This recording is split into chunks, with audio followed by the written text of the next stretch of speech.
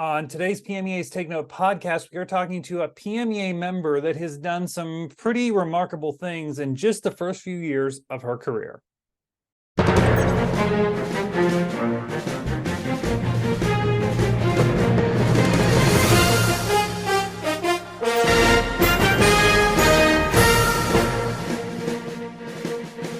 Well, everybody, I'm Mark Despotakis, and welcome to this edition of PMEA's Take Note podcast.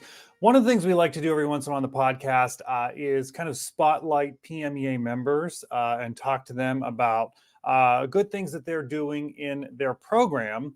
And we're doing that today in kind of a very timely subject as we are in October. Some refer to it as Bandtober, as we refer to marching band season. And that's what we're talking about today. I'm delighted to have with us today Kate Landis. She is the marching band director, among other things I'm sure that we'll find out, at the Hanover, Hanover High School? I'm middle school and high school. I'm 5 Okay, Hanover Middle School and High School. Kate Landis is here to talk about what she does and some great things that she has done in Hanover. So, Kate, thanks for joining us. Thank you for having me. So let's start with kind of, I like to level set, right? Kind of like the who are you, what do you do speech. I always say, kind of the elevator speech. So tell us a little bit about yourself.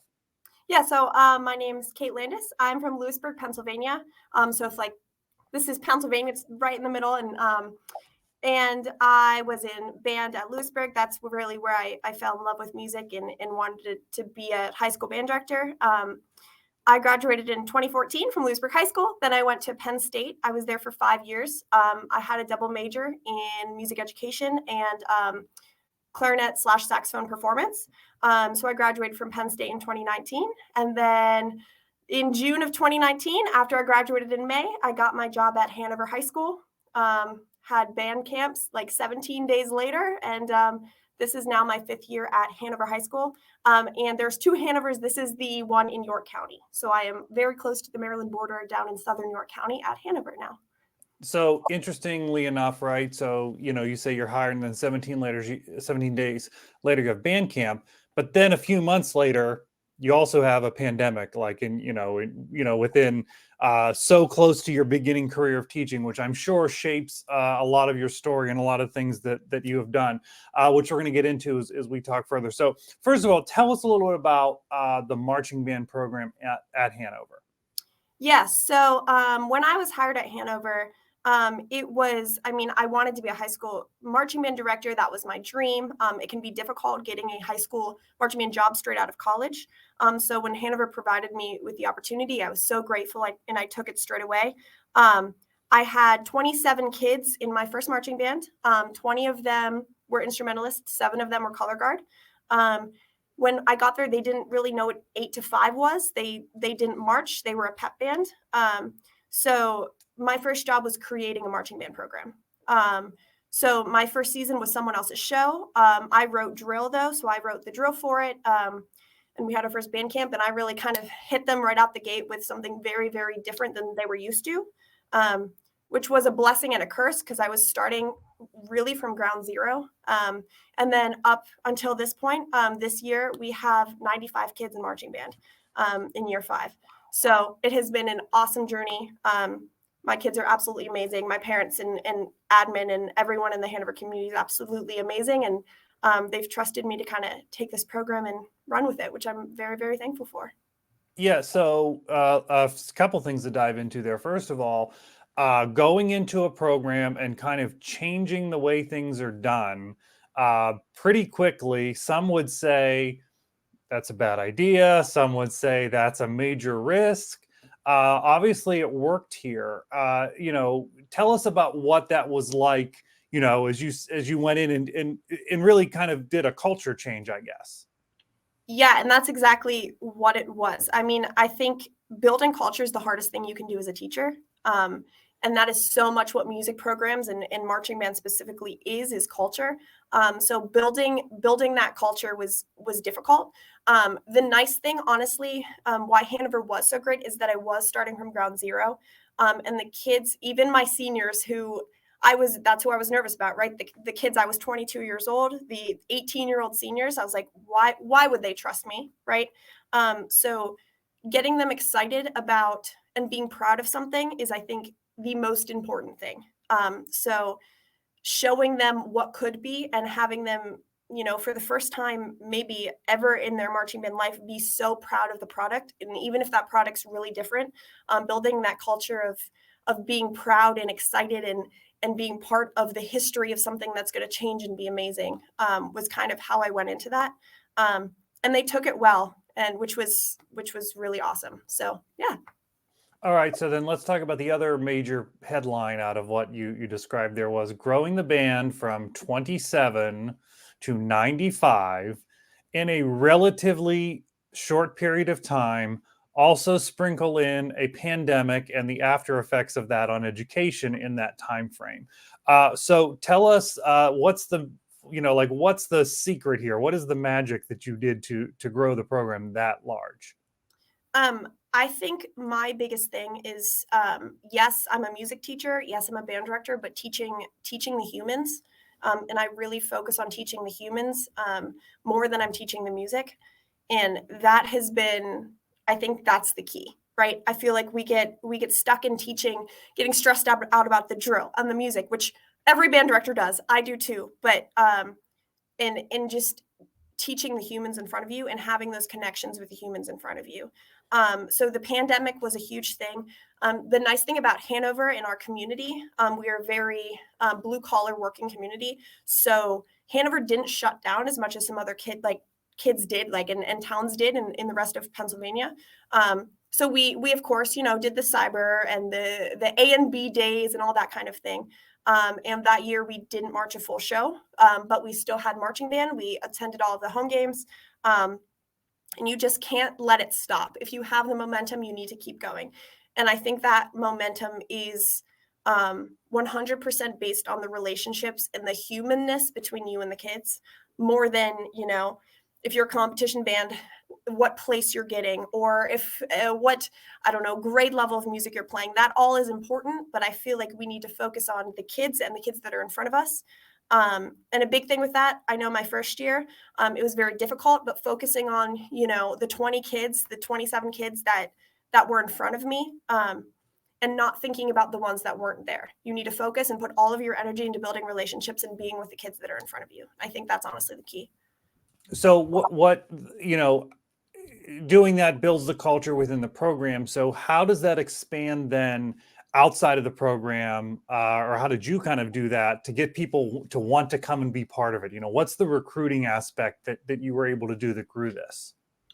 Yeah. So like I said earlier, it is kind of nice in Hanover because I am my own recruiter in the middle school level too. So I am 5 through 12. So I get them. Luckily, I don't have to start kids. I get them in 5th grade. That would make my job even more if I had to start kids, but I don't. I get them in 5th grade. So they've had a year of band. And then in the middle school, we're a 7 through 12 band. I'm hoping to change that to 8 through 12 next year. We only have one senior in the marching band, which is really cool with 95 kids. So we're going to be 8 through 12 next year and just keep this exact same band, which I'm excited about. But the first day that they're there in 5th grade, I make a recruitment video every year. I bring high schoolers in. It is a full program. So the 5th graders are just as important to the program, as my juniors and seniors.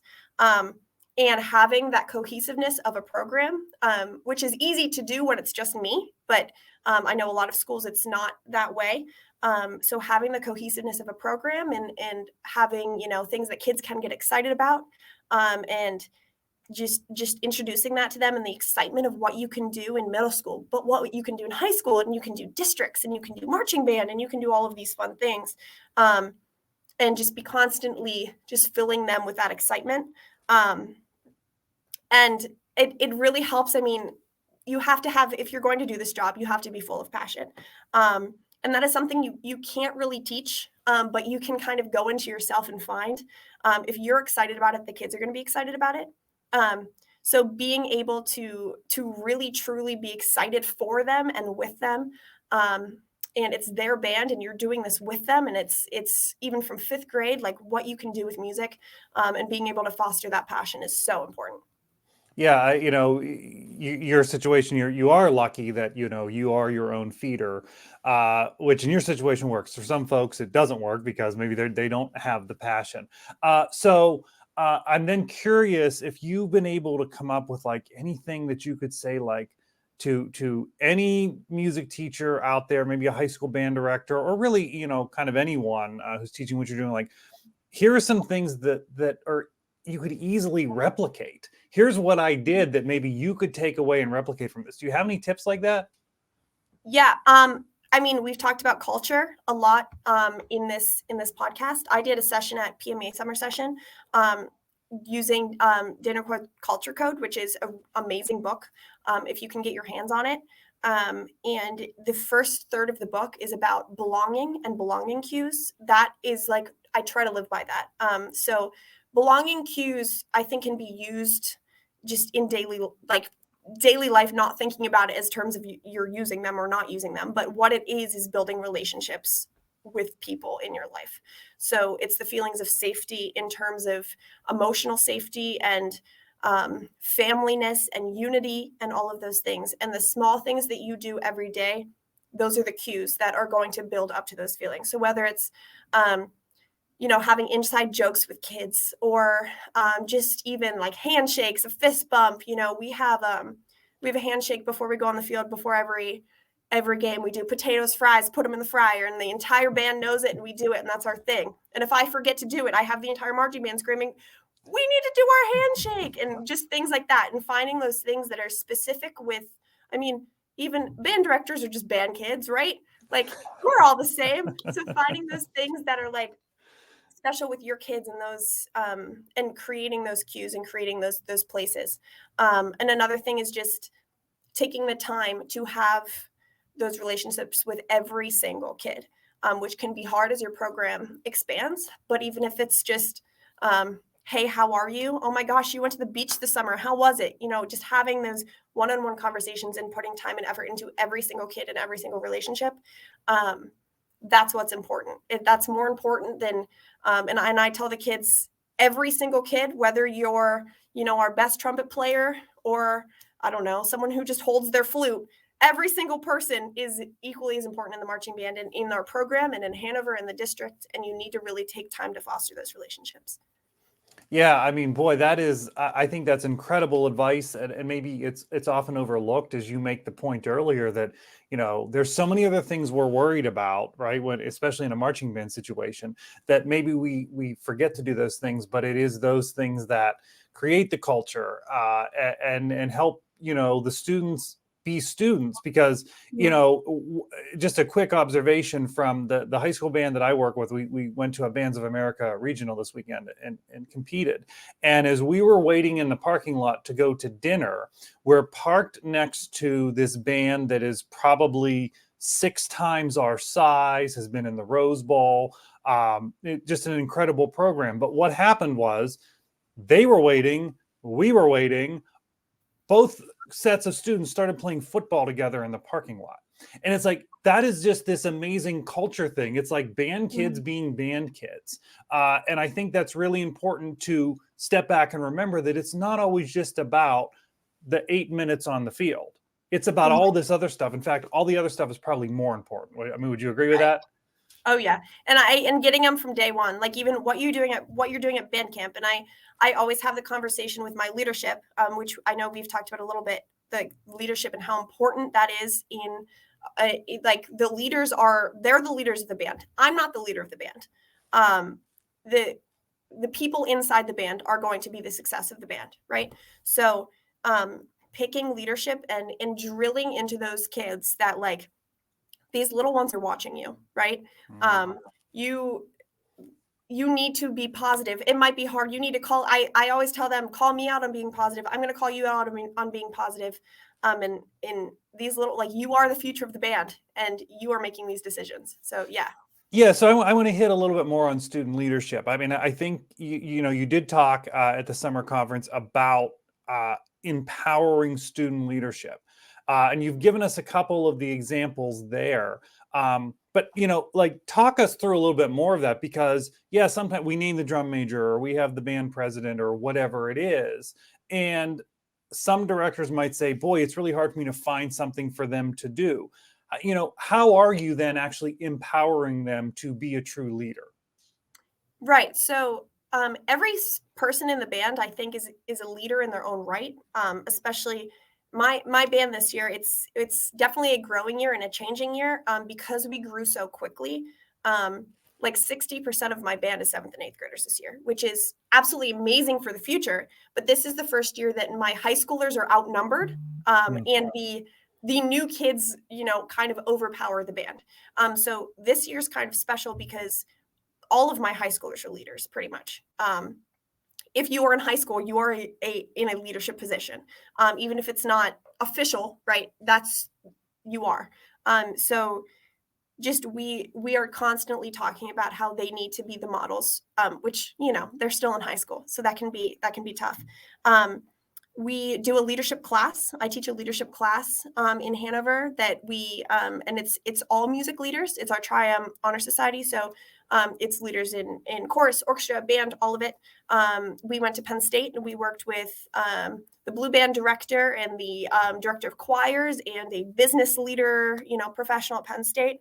We're just constantly talking about how to improve and get better, which is kind of now at this point that we've been doing it, for a couple years we're starting to see it in other areas too, which is neat.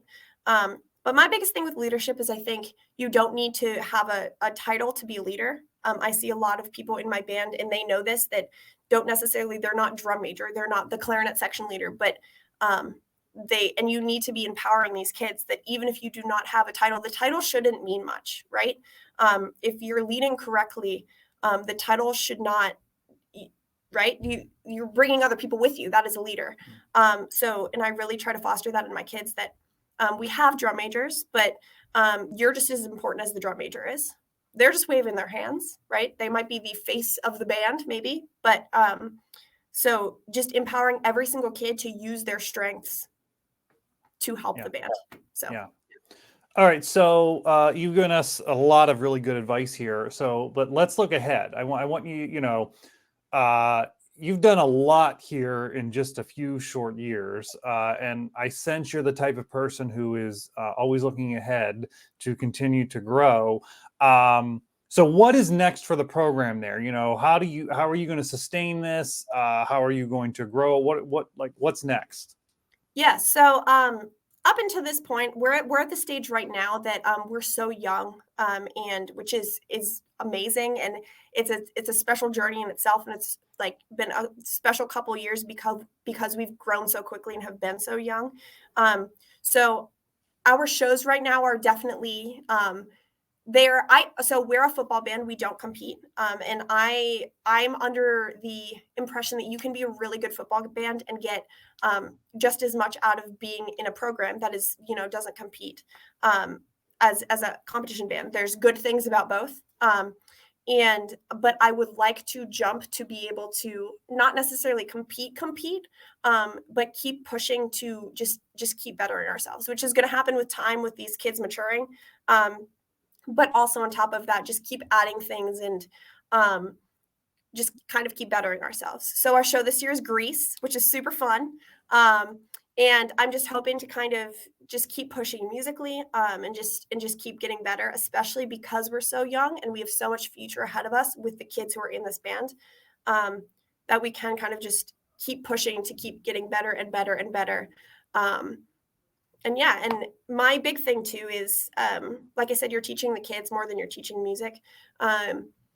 We always get comments as how we're always going somewhere. So I like to take kids places, do things, let them have experiences. We're going to Temple University next week to watch their wind ensemble and their marching band.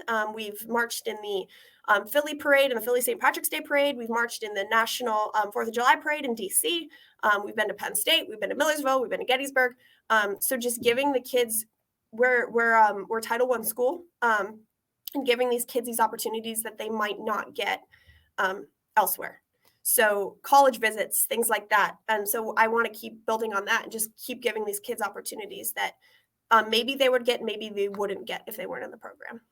Well, this is all incredible stuff. I sense we're going to be hearing from you more, the great things you're doing throughout your career, because you are still here at the beginning stages of it. So, Kate, thanks for taking some time to talk to us today. Yeah, thank you so much. And thank you all for joining us on this edition of PMEA's Take Note podcast. We want to also thank our sponsor, the Grove City College Department of Music. We will see you next time.